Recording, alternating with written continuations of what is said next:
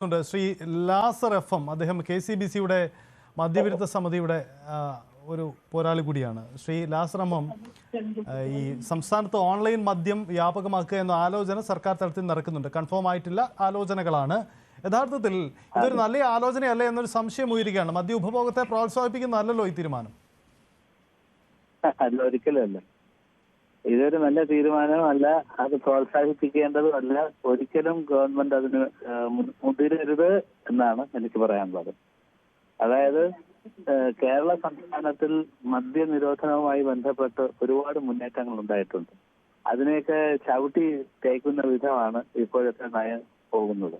അത് വകുപ്പ് മന്ത്രി ആയിരുന്നാലും മുഖ്യമന്ത്രി ആയിരുന്നാലും അത് സംഘമായി തന്നെ ഇതിനെതിരെ ഒരു അത് പ്രോത്സാഹിപ്പിക്കുന്ന സമീപനങ്ങൾ വരികയാണ്.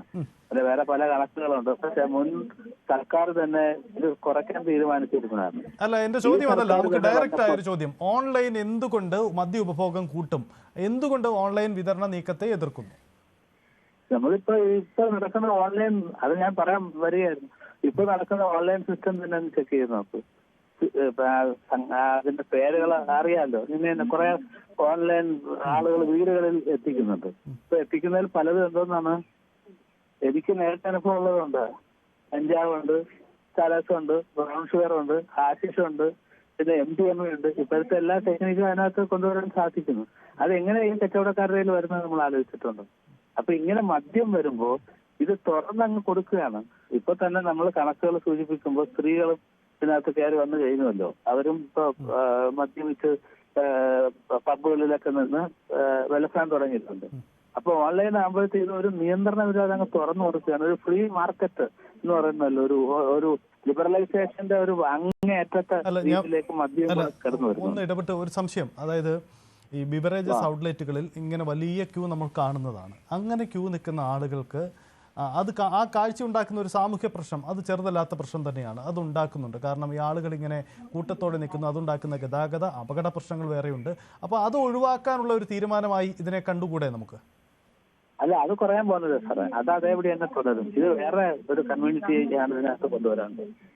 ഇത് ഒരിക്കലും അത് കുറയുമെന്ന് പ്രതീക്ഷിക്കുന്നില്ല. പിന്നെ മാത്രമല്ല, ആവശ്യക്കാർ മാത്രമേ നിൽക്കുന്നുള്ളൂ. ഇത് അറിയാതെ കുടിക്കാനുള്ള ഒരു അവസരം, ആരെങ്കിലും സ്ത്രീകൾ പുരുഷ വ്യത്യാസമില്ലാതെ വീട്ടിൽ എത്തിക്കാനുള്ള അവസരം. ഈ അടുത്ത കാലത്ത് എന്റെ നാട്ടിലുണ്ടായ ഒരു സ്റ്റോറി പറയാം. ഒരു പുരുഷനെ ഇവിടെ പിടിച്ചു, 10-15 യുവാക്കൾ ചേർന്ന് പിടിച്ചങ്ങ് വെച്ചിരുന്നു. അപ്പൊ അവള് പറഞ്ഞു അവസാനം ഒരു പെണ്ണുമായിട്ടുള്ള ബന്ധം വെച്ചിട്ടാണ്. പക്ഷെ ഇപ്പൊ എന്താ കൊണ്ടുവന്നിരിക്കുന്നത് അറിയാമോ? അർദ്ധരാത്രി ഈ പുരുഷൻ 2 ബീറും അതുപോലെയുള്ള പിന്നെ തൊട്ടുകൂട്ടാനുള്ള സാധനങ്ങളുമായിട്ട് വന്നു. നാട്ടുകാർ പിടിച്ച് വളഞ്ഞു വെച്ചിട്ട് അവരെ ഗൾഫിലും അവിടെ ഇവിടെയുള്ള സകലമായ ആളുകളെയും ക്വസ്റ്റ്യൻ ചെയ്തു. ഇതെന്താണ് എന്ന് ചോദിച്ചപ്പോ അവര് പറയാൻ ഒന്ന് പിന്നെ സന്തോഷിക്കാൻ വേണ്ടി എടുത്താൽ എന്താ കുഴപ്പം എന്ന് ചോദിച്ചു. പെൺകുട്ടി പുതിയ ആളുകളെയാണ്. ഞാൻ വിസ്മയിച്ചു പോയ സ്ത്രീയെ പറ്റിയാണ് പറയുന്നത്. അയ്യന്മാരെ അതുകൊണ്ടെന്ന് നമുക്കറിയാം. അപ്പൊ ഇവർക്കൊക്കെ യാതൊരു തരത്തിലുള്ള പ്രതിബന്ധങ്ങളും ഇല്ലാതെ തടസ്സങ്ങളും ഇല്ലാതെ ഈ പറയുന്ന സംവിധാനം എടുത്ത് നമ്മൾ കൊലപാതകത്തിലേക്കും കൊള്ളയിലേക്കും അരാജകത്വത്തിലേക്കും കൊണ്ടുപോകണോ എന്നുള്ളത് പൊതുസമൂഹം വളരെ കാര്യമായിട്ട് ചിന്തിക്കേണ്ടതാണ്. സർക്കാർ കർശനമായിട്ട് അതിനകത്ത് ഇടപെടേണ്ടതുമാണ്. ആ തരത്തിൽ നമ്മൾ കാര്യങ്ങൾ കാണാതിരുന്നു കഴിഞ്ഞാൽ ഇതൊരു അനധിവിദൂര ഭാവിയിൽ നമ്മളെ ഒരു മദ്യാലയം, അത് ഓൾറെഡി അങ്ങനെയാണല്ലോ, ഇതിനകം തന്നെ അങ്ങനെയാണല്ലോ, അനധിവിദൂര ഭാവിയിൽ ഇതൊരു മദ്യാലയമാക്കി മാറ്റാൻ സഹായിക്കും. വീടുകൾ തന്നെ കുളമാകുന്ന അവസ്ഥയിലേക്ക് വരും. ഇപ്പൊ തന്നെ കണക്കുകൾ സൂചിപ്പിക്കുന്ന അനുസരിച്ചിട്ട് എന്താണ്, കുടുംബ ബന്ധങ്ങൾ തകർന്നുകൊണ്ടിരിക്കുകയാണ് വിചാരിക്കുന്നതിനേക്കാൾ.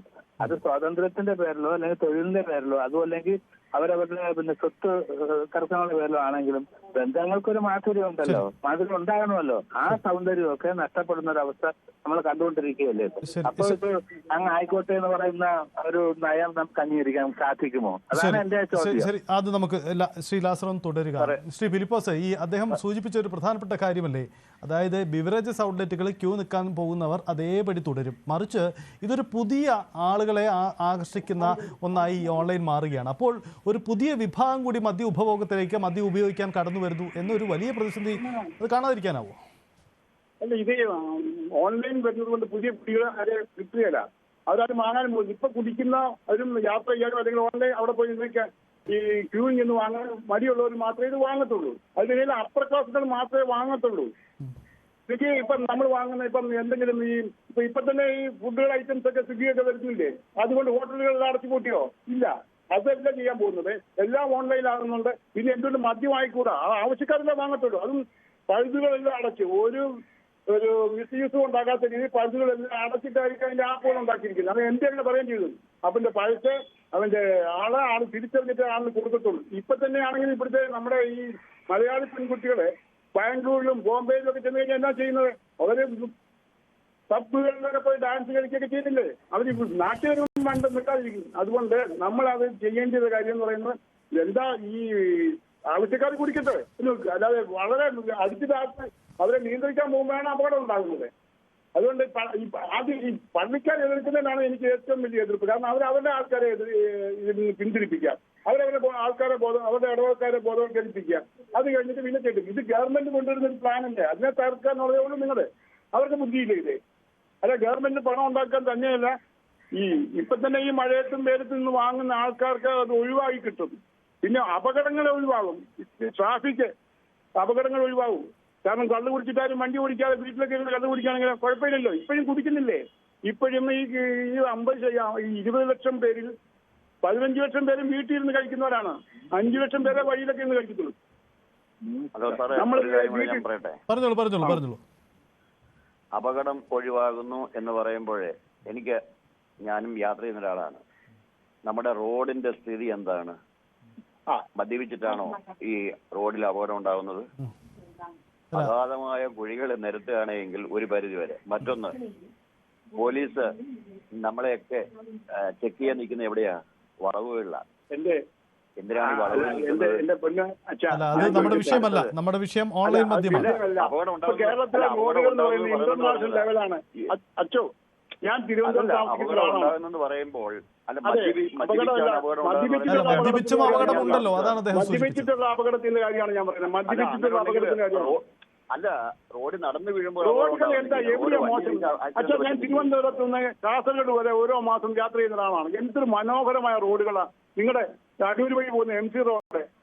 അതൊക്കെ ഇവിടെ ആ വിഷയമല്ല. നമുക്ക് ഈ ഓൺലൈൻ എന്നുള്ള കാര്യത്തിലാണ്. ഈ ഓൺലൈൻ ഞങ്ങൾ മദ്യമാണ്. തെറ്റായ ഒരു വാദമാണ്. മദ്യപിച്ചിട്ടാണ് അപകടം ഉണ്ടാകുന്നത് പറഞ്ഞാൽ അങ്ങനെ വാദിച്ചില്ല. അതൊരു തെറ്റിദ്ധാരണയാണ്. മദ്യപിച്ചിട്ടുണ്ടാകുന്ന അപകടങ്ങളെ കുറിച്ചാണ് നമ്മൾ പറയുന്നത്. അതാ പറയാം. അപ്പൊ തെറ്റാണ്, അത് തെറ്റാണ്. അല്ലല്ല, സംസ്ഥാനത്തെ അപകട മരണങ്ങളുടെയും വാഹന അപകടങ്ങളുടെയും നല്ലൊരു ശതമാനം കാരണം മദ്യപാനം മൂലം ഉണ്ടാവുന്നതാണ്. അത് കണക്കുകളാണ്. അത് എല്ലാം ഒരേ ശതമാനത്തോടെ പോകുന്നുണ്ടെന്ന് ചേർന്ന് പോകുന്നതാണ്. മറ്റൊന്ന് എനിക്ക് പറയാനുള്ളത്, അദ്ദേഹം പറഞ്ഞ പള്ളികളും അച്ഛന്മാരും ഗവൺമെന്റിനെ അനുകൂലിക്കണമെന്ന്. ഗവൺമെന്റ് ലക്ഷ്യം എന്താ? ക്ഷേമരാഷ്ട്രം ഉണ്ടാക്കുക എന്നുള്ളതാണല്ലോ ലക്ഷ്യം. ആണോ? നിഷേധിക്കാൻ പറ്റുമോ? അതേപോലെ സഭകളുടെ ലക്ഷ്യം എന്താ? ജനത്തെ നന്മയിലേക്ക് നയിക്കുക എന്നുള്ളത്. അപ്പൊ ഗവൺമെന്റും സഭയും ഒന്ന് തന്നെയാണ് ചെയ്യുന്നത്. അപ്പൊ അതിന് സഭയോട് ചേരിക്കണം. ഗവൺമെന്റ് സഭയോടും സഭ ഗവൺമെന്റിനോട് ചേർന്ന് നിന്നാണ് പോകേണ്ടത്. ഇപ്പോഴേ ഈ LDF ഗവൺമെന്റ് മുൻ വർഷത്തേക്കാൾ എത്ര ബിവറേജ് പുതുതായിട്ട് കൊണ്ടുവന്നിട്ടുണ്ട്, എത്ര ബാറുകൾക്ക് ലൈസൻസ് കൊടുത്തിട്ടുണ്ട്? 100% അല്ലേ കൊടുത്തിരിക്കുന്നത്? 100 എനിക്കൊന്നര 10-800 ഇരുന്ന സ്ഥലത്ത് ഇപ്പോൾ 8,000 10,000 കൊണ്ടാണ്. ഇനി എന്റെ കണക്ക് ഞാൻ പറഞ്ഞുതരാം. ഹലോ,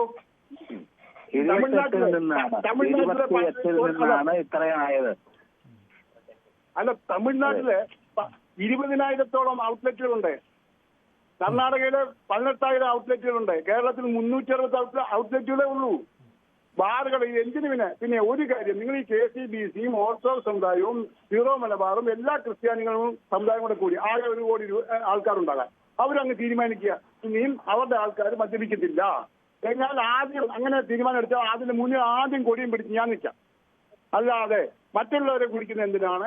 അല്ലെങ്കിൽ അവർ കുടിക്കുന്നത് എല്ലാവരും കൂടെ അടിച്ച് പറയരുത്. നിങ്ങളുടെ സമുദായത്തിൽ സ്വന്തം കണ്ണിലെ കോലെടുക്കുക, അത് കഴിഞ്ഞ് മറ്റുള്ളവരുടെ കണ്ണിലെ കറെടുക്കുക. ആദ്യം ക്രിസ്ത്യാനികളെ കുടി നിർത്തിക്കുക നിങ്ങൾ, കേട്ടോ. പിന്നെ ഹിന്ദുക്കളെ മുസ്ലിങ്ങളെ അവർ നോക്കും, അവരുടെ ആൾക്കാർ. പിന്നെ അതിന്റെ കൂട്ടത്തിൽ ഞാനും കൂടാം. ക്രിസ്ത്യാനികൾ മുഴുവൻ മദ്യപാനം നിർത്താൻ നിങ്ങൾ തീരുമാനം എടുത്ത് നിർത്തിക്കുകയാണെങ്കിൽ ഏറ്റവും മുന്നിൽ മദ്യവർജനത്തിനും ലഹരിക്കുമെതിരെ സമരത്തിൽ ചെയ്യാൻ ഞാനുണ്ടാവും. ഞാൻ ക്രിസ്ത്യാനി കുടുംബത്തിൽ ജനിച്ചതുകൊണ്ട്. അങ്ങനെ അതിൽ മാത്രമല്ല ഉണ്ടാകും എല്ലാ കാര്യങ്ങളും. ഈ ക്രിസ്തീയ സഭ പഠിപ്പിക്കുന്ന എല്ലാ കാര്യങ്ങളും എല്ലാവരും അനുസരിക്കുകയാണെങ്കിൽ, സാർ ഉൾപ്പെടെ അനുസരിക്കുകയാണെങ്കിൽ സ്വർഗരാജ്യം ഭൂമിയിൽ ഉണ്ടാകും.